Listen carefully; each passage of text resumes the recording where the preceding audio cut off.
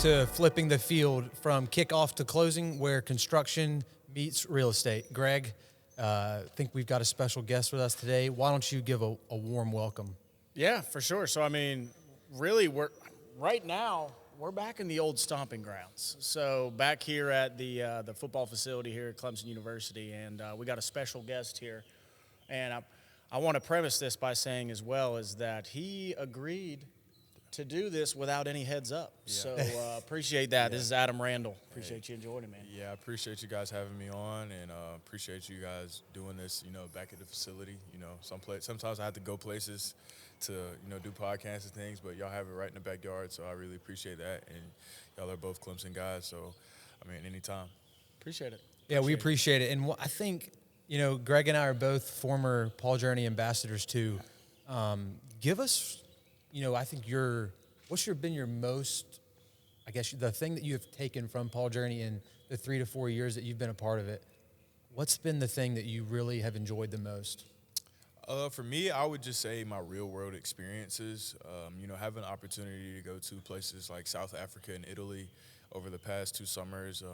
After COVID, they kind of shut down the study abroad program going across for the first 2 years of my career.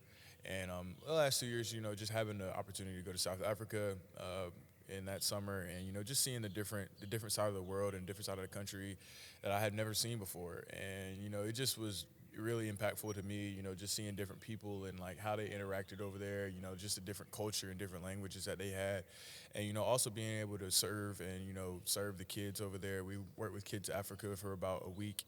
And, giving them a different experience about how not Clemson football players, but how American football players are, and, how we are, just regular people like them doing our daily lives, but, might be in a different place, but we're all just people at the end of the day. And also going to Italy, just seeing, the town, and then the like I said, the culture over there. If you ever have an opportunity to go to Italy, it's such a beautiful place. And, being in Sorrento and also being able to serve, a little bit older group while we were over there, and, just seeing how impactful they were on myself and how impactful we were on them, because they had never met a, American football player, and, they speak a different language than us, so there was a language barrier there. But, just working through that, and, it goes a long way when you crack a smile at somebody and they don't even know the same language as you. So, a smile is universal and a laugh is universal, so it was all great, just to have those experiences. Greg, I think, what you said was great, because we were a part of the inaugural Paul Journey class, and we got to go to a trip that I think, tell people about the trip from Haiti. That was a trip that meant a lot to you. It did. And, what we were able to do there, similar to what Adam's talking about. No, for sure. That's one thing that you talk about, impact, and leaving those trips or finishing up those trips of not really having that full appreciation until you go on them, to be able to really have that realization and that different perception just about society and about, honestly, just a day-to-day. So when I was in high school, I actually went on a mission trip to Haiti. And we went down and went to this orphanage where we were going through, and we were just doing some improvements on the orphanage there. Staying right across the street, and that was one of the most impactful things that I've ever experienced, because it was, you hear about all these different complaints that people have, and all these different just throughout their day, the trials and tribulations that people have, but then you put yourself in somebody else's shoes without truly being able to have that appreciation of, it's like, okay, well, we actually have it really good. Yeah. So the things that people complain about, really at the end of the day, I'm talking to some of these kids, and they got to walk to and from class every single day. That's where, okay, they got to walk 10 miles. They don't have clean water. They don't have clean food, and they don't have shoes. No.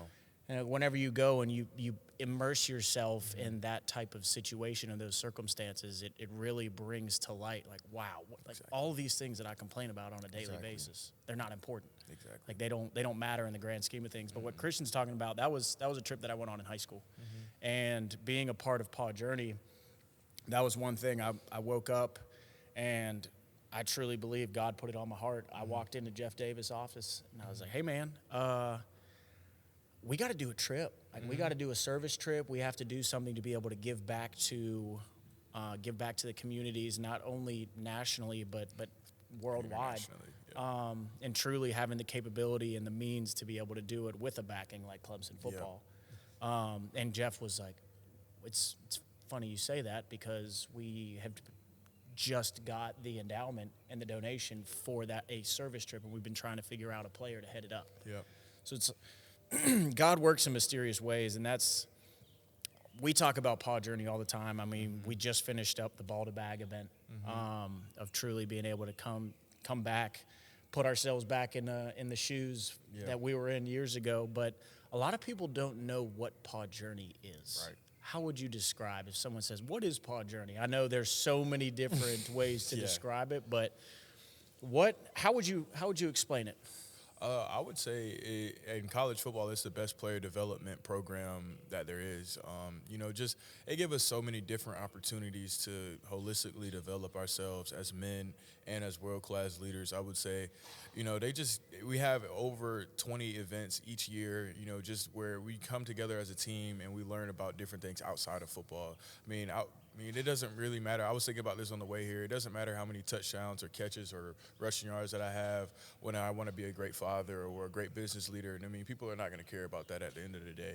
I mean, people are going to care about how I carry myself on a day-to-day basis and how I treat people and how I'm able to be a leader and run and, lead myself and lead a group of men or lead a group of people in the right direction that it needs to be. And that's what Paul Journey teaches us. I mean, we have etiquette dinners. We have study abroad trips. We have Ball to Bag, just helping us transition from on the field to off the field. I mean, a lot of people don't know that athletes go through a lot of, problems and trauma just from being in the game for so long and then taking it and then going into the real workforce. It can be difficult for some people, but when you come to a place like Clemson, you have Paul Journey that helps you develop that while you're playing. So when you get out of playing, you're not, swimming, as people would say. You know how to swim.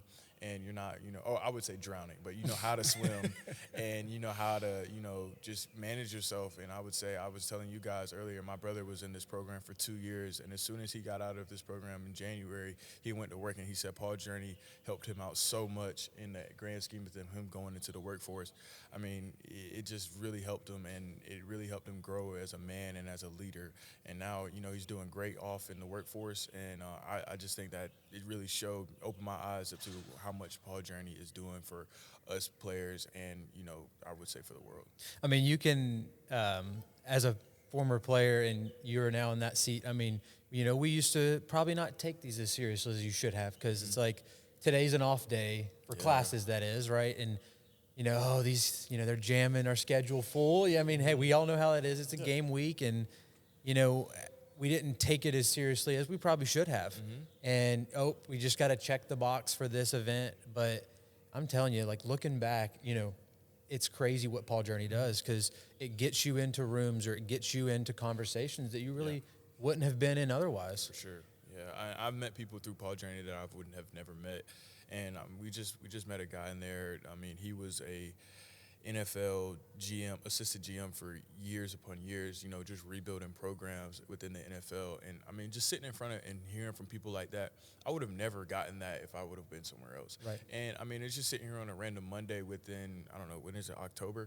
But it's just sitting here on a random Monday and, just having to have those experiences and sit down with you guys, former players, and, just the different people that they bring in. The experience is, unattainable, or not even imaginable to really explain. But just having the network and the database that they have is just really, really it's so surreal to be within this program and have that because I mean it's what you signed up for. I mean, and sometimes it gets monotonous. People it is an off day for classes or sometimes you don't want to do things. But a lot of times when you go into these events and you have an open mind, you really get something out of it that you need. And I would say that just having an open mind and having the opportunity to see different people and meet different people that a lot of people would be begging and dying to meet. I just would say don't take it for granted, and that's what I've been doing. I mean, even, when you say when you come back, but I mean, growing through my 4 years, I mean, when I was a freshman, I mean, looking at this day, I might have dreaded this day, but now being a senior, I mean, I'm just kind of looking forward to it. It's my last one, and I would say, I mean, I don't have classes, all my classes are mine, but I think you have a little bit more time, and just have a little bit more wisdom to sit down and realize that this is more important than sometimes people make it to seem. Speaking of Paul Journey and, all the stuff that, it helps, the football player, Adam Randall, as we were talking about with Ball to Bag today, is eventually going to have to hang those cleats up. Mm-hmm. How do you want people to remember you as the world-class leader that Paul Journey teaches? I just want somebody to remember me as somebody who was honest and, somebody who that gave it their all.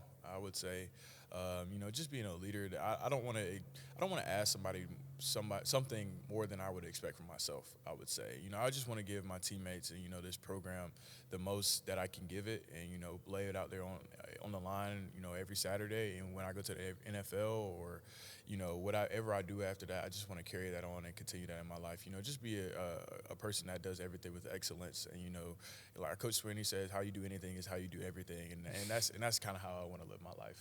Yeah, that's amazing. I can tell you right now, just from, I said it right there at the beginning. We didn't give you a heads up. We haven't. And even then, just chatting with some of the coaches as well as the other players, you are already held in that regard. So I don't know if you ever get that feedback, but I want to give that to you right now. Thank you so much. And even in the brief conversations that we've had, I can speak personally as well, that is already that type of character that you are striving for and that you're mentioning. I mean, that's how people already hold you. I appreciate that. So continue to do that. Continue to keep that mentality. And, a lot of the things, this is what we're talking about with some of the guys at the table today, and we talk about within business, within the companies that we have as well, is just coming with an open mind. You never know who's sitting across from the table from you. You never know the type of experience that they've had along the way. And even then, just having that helping mentality and having that leadership mentality, that's going to take you so far. For real. So, And you come from a lot of change as well. I think this year you had a big transition. Yep. I would say probably physically and, obviously with a position change. Walk us through mindset, what took place, what all did you have to do to make that change? For me, I'm just, a person that likes to learn a lot, especially within the thing that I love, which is football and, my faith. So, just being at the university for 3 years and being in the program for 3 years, I played receiver and, I would say, you kind of get monotonous with it, but like you try to continue to learn things.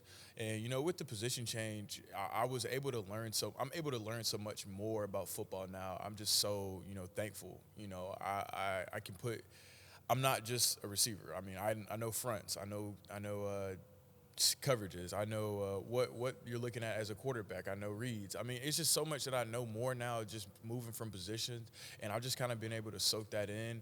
And the physical part of it, I got a little bit bigger over the offseason, put on about 5 pounds of muscle, not 15, but 5 pounds of muscle, and it helps me take a little bit more of a beating at running back. But I love it and I enjoy it. Just having the ball in my hands now, and Coach Riley and the whole offensive coaching staff does a good job, just making me a part of the game plan. And I'm up here, with the coaches, just trying to help them out, do as best as possible, and get myself in the best position so we all can succeed on Saturday. And I would say, since January, just being able to learn so much more about the game of football has been such a blessing for me. Yeah. It just really is so unique. And, having the experience of being out wide and now in the backfield and now being within that brotherhood of the offensive line and with the quarterback, mesh changes and, just making, connections that I would never have made at receiver, with the OL, and just being a little bit more patient behind them, trying to get their good job done now instead of just being out wide, just having a one-on-one matchup the entire game.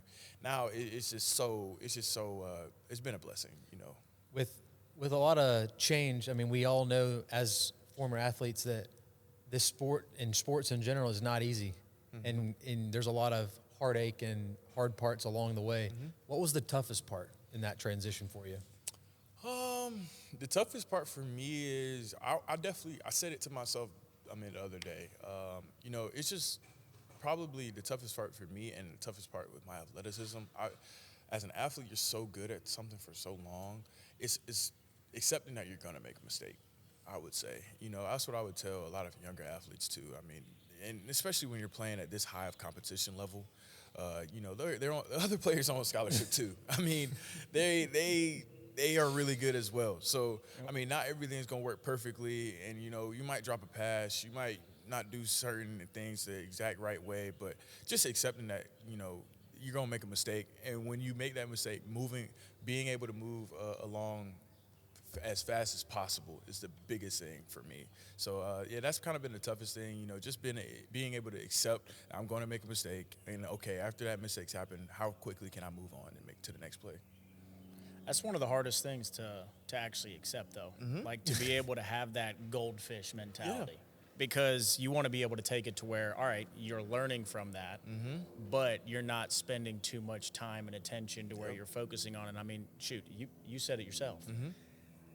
Every guy out there is a stud. Yeah. Like, they are all really good. Yep. So it's more so just being able to accept it right there in that moment. I think that's one of the hardest things for players to be able to get over. For sure. How long do you think that took you? It's still taking it. I'm still working on it. Just this Saturday, I'm watching plays back, or yesterday I'm watching plays back. Like, I left a lot out there. And, I dropped a pass or didn't make a play, and I'm just like, having to sit there and tell myself constantly, like, I've made so many plays over my lifetime that, if you don't make one, you might make 90% of the plays, and then you don't make those 10%. Every competitor is looking at those 10%. Why didn't I make those plays? Right. So it's a continuous battle in your mind and in your head, but I'm just trying to, be better at it day to day, and, just continue to have grace on myself and move on to the next play as fast as possible so I can make the next one. We former kickers ourselves, right? We're big, psychology minded, right? Like we were taught as sports psychologists.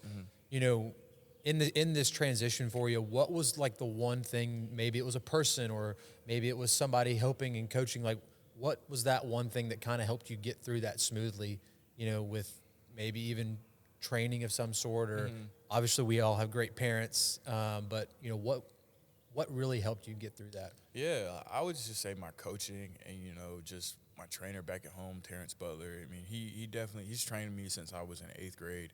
And, he's just been a big mentor for me. And, just being able to be there for me as I transition. He's trained other running backs that have played in the NFL. But, also my coaches and we have a guy that's, nobody would ever realize that. He's a GA or not a GA, but an analyst for us. His name is Mosley, and we would come in here after every spring practice on every other day, and we would watch every single run play that I had.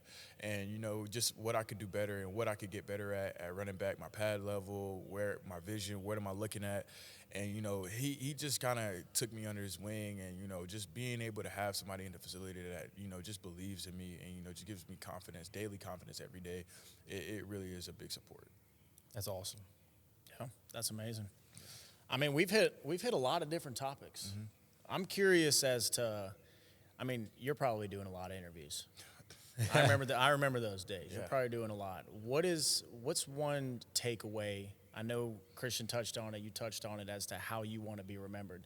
What's something that you don't get to talk about that you want to, or to even just pour as a sense of appreciation or a shout out, or give you the time to be able to do it? I would just definitely say, just the support of, the Clemson family and, just the people back at home from Myrtle Beach.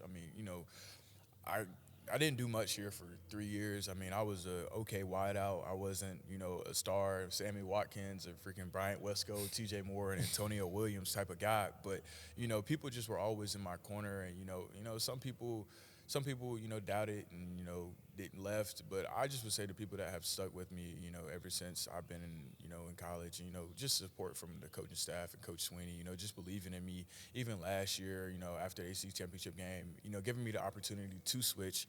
I would have never thought, playing running back about playing running back last year at this time if you would have been sitting down and doing this interview. But, just being able to, be in a place where it's so family oriented and, so much love and, so much, I would say, just people that care about you here. I mean, that's one thing that I would say. If you're gonna go to a place, or even if you're starting a business somewhere, go somewhere where people care. Right. And where people actually have your best interests. And I know for a fact that at Clemson people have the best interest of Adam Randall. So I'm really appreciative of that. And just being in front of cameras and stuff all the time. It's not all about me. It's all about the program and the team. And at the end of the day, just giving my best effort for as much time as I have. Heck yeah. You mentioned that, right? That Clemson cares and the program here. I mean, with this day and age, I mean, it wasn't quite as bad like it is now with us. But when you're in college, I mean, you could have probably up and transferred last year, but the university and Coach Sweeney and all the coaches had your best interest in mind. I think that's just so awesome, and it shows the program that is being ran here that everybody cares about who you are, not as the Adam Randall, the player, but the human being, and how's he actually doing?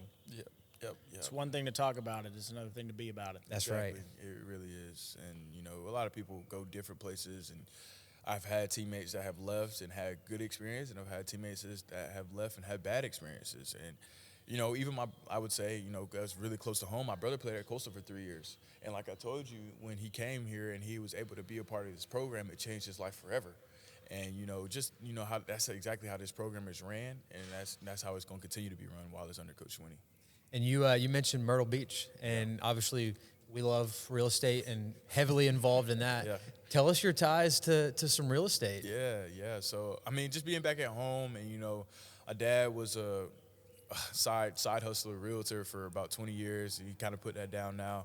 But he got into when he was in that real estate world, he was with Rick Elliott, Elliott Homes, and Elliott Realty down there in Myrtle Beach, South Carolina.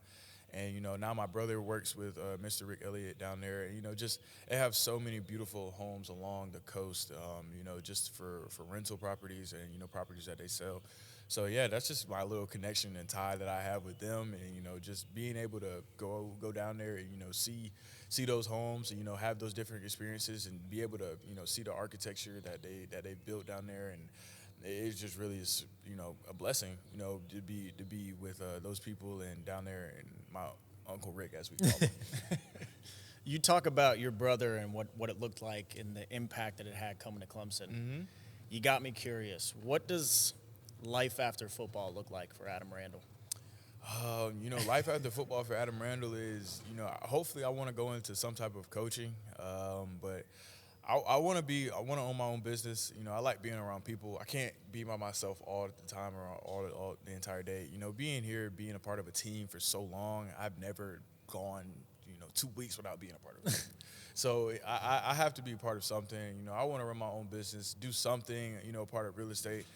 I mean, I love real estate, the intellect of, homes and, how they work, the interest rate and how they can increase, and it's just so many things that I have in my head that I want to wrap around, but I just want to master the skill that I'm looking forward at that time, So hopefully after football I have a couple of months or 2 to 3 months that I could take off and sit down and look myself in the mirror and try to figure out what I want to do. But I think once I get to that place, I want to put my all into it, and I know that God's gonna put me in the right direction. That's awesome.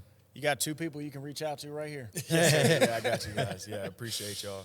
For sure, I really do. And as we kind of wrap it up today, being at a Paul Journey event, I mean, we all can't be where we are without, certain people in our life. And is there anybody you would like to thank today that, that helped you get to where you are? Oh, man. I mean, I should have put a list on my phone if you were going to ask me that question. But, shout out to my parents. I mean, my entire family back at home at Myrtle Beach. We're a close-knit family. Luckily, a man from North Myrtle Beach and a woman from Myrtle Beach, they had 2 boys back in Myrtle Beach, and our family is all right there. So we have a really, really connected family, and every time I go home, it feels like they're cooking or like everybody's coming to my grandma's house, just to come chat it up.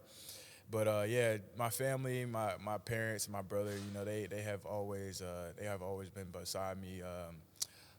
Coach Sweeney, just believing in me and my football career. Also, my Myrtle Beach head coach, Mickey Wilson, and also all of my teammates that have been here. Kay Klubnik was my first roommate when we first got here up in Lightsey. Yeah, so he's just been by my side, and I'm going to rock with him to the day that we die. So, just so many people that I could just sit here and shout out. But, just having the opportunity to be blessed with so many different people around my life, it's just such a blessing. And I'm going to continue to meet great people and, just to continue to elevate my life for sure. Well, we appreciate that. Yeah. Seriously, thank you for taking the time. Thank you for being the man that you are. Yeah. Thank you for honestly just talking about your story and being open about your experiences. So you're doing big things and can't wait to see what you're doing next. Also, shout out Paul Journey, Jeff Davis, Josh Watson, and Kayla Owens, and Mr. Joel Davis, for always having these events and, being able to meet you guys and, sit here today, talk to you guys about life, just more or less, not about the football side of it, but about life and what goes on in a football player's head during the middle of a season. But, shout out to Paul Journey and everything that they do. They're going to continue being one of the best developmental program or player development programs in college football forever. That's right. We appreciate it. And thank you all for joining us today. Adam, thank you. And we look forward to getting with you next time. Appreciate it. Yep. Thank you.